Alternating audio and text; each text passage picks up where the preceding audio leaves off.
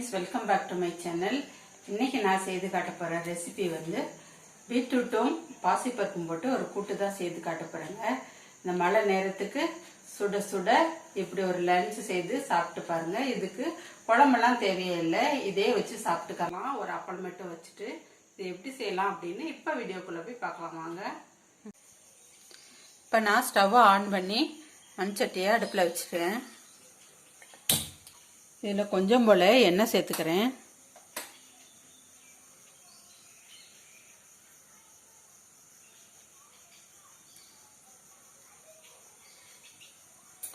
மண் சட்டியில் சமைக்கும் போது சிம்மில் வச்சு சமைங்க, ரொம்ப ஹீட் வைக்காதீங்க.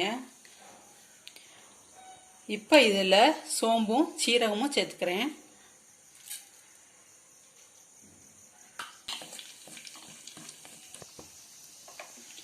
இதோட பூண்டு உரிச்சு வச்சுருக்கேன், தோல் உரிச்சு வச்சுருக்கேன், இதோட சேர்த்துக்கிறேன். உங்களுக்கு பூண்டு வேண்டாம் அப்படின்னா சேர்க்க வேண்டாம்.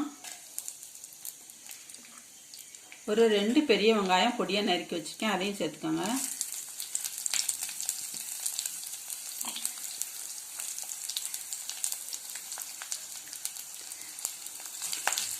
நல்லா வதக்கி விட்டுருங்க.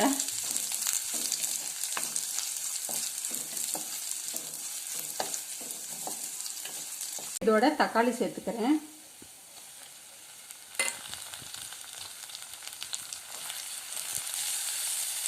ஒரு பெரிய தக்காளி சேர்த்துருக்கேன், பொடியாக கட் பண்ணி இதில் சேர்த்துருக்கேன். இதில் இதுக்கு தேவையான அளவு உப்பு சேர்த்துக்கிறேன்.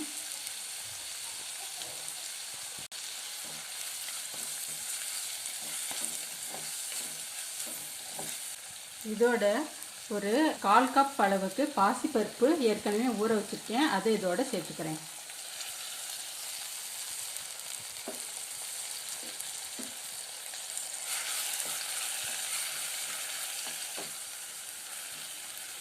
நான் வந்து 2 பீட்ரூட் எடுத்திருக்கேன், அதுக்கு தகுந்த மாதிரி நான் பாசிப்பருப்பு சேர்த்துருக்கேன். இதோட 1/4 ஸ்பூன் அளவுக்கு மஞ்சள்தூள், 1/2 ஸ்பூன் அளவுக்கு மிளகாத்தூள், 1/2 ஸ்பூன் அளவுக்கு மல்லித்தூள் இதில் சேர்த்துருக்கேன். இது வந்து வீட்டில் அரைச்ச மல்லி மிளகாத்தூள்.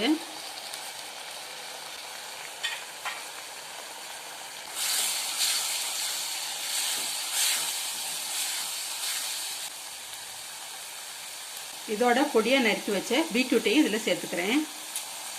2 பீட்ரூட்டு நறுக்கி வச்சுருக்கேன், அதை இதை சேர்த்துக்கலாம்.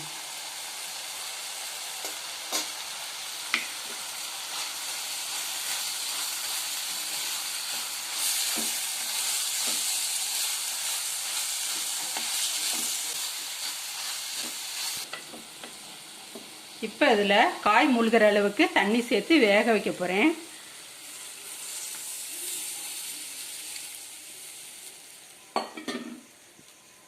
உப்பெல்லாம் சரியாக இருக்கான்னு இந்த சமயத்தில் நீங்கள் பார்த்துக்கலாம்.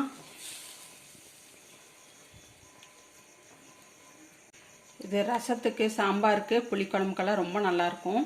வெறும் சாதத்துலேயும் போட்டு பிசைஞ்சு சாப்பிட்டுக்கலாம். இப்போ இதை வேகிறதுக்காக மூடி வைக்க போகிறேன். வெந்ததுக்கு அப்புறமா பார்க்கலாம். பீட்ரூட் கூட்டு ரெடி ஆயிடுச்சான்னு பார்க்கலாம் வாங்க.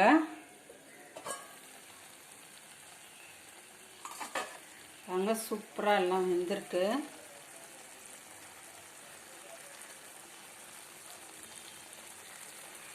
தண்ணியெல்லாம் நல்லா வத்திடுச்சு பாருங்க. உங்களுக்கு எந்த அளவுக்கு கிரேவியாக வேணுமோ அந்த அளவுக்கு நீங்கள் எடுத்துக்கலாம். இதோட பொடியாக நறுக்கி வச்சுருக்க கருவேப்பிலை, கொத்தமல்லி இலையை இதோட சேர்த்துக்கிறேன்.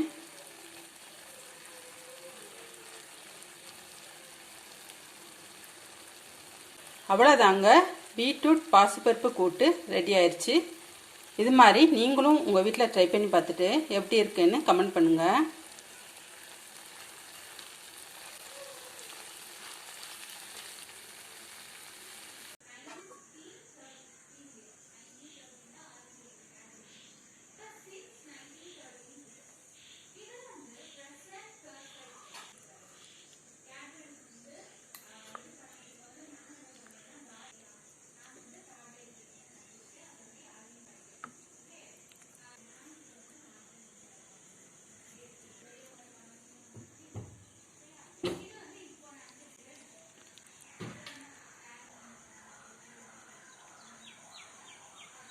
குழம்பே தேவையில்லைங்க, இதை மட்டும் வச்சு பிசைஞ்சு சாதத்தோடு சாப்பிட்டுக்கலாம். ரொம்ப சூப்பராக இருக்கும். குழந்தைங்களுக்கும் கொடுக்கலாம். இந்த மாதிரி நெய் ஊற்றி இல்லை நல்லெண்ணெய் ஊற்றி கூட பிசைஞ்சு கொடுக்கலாம்.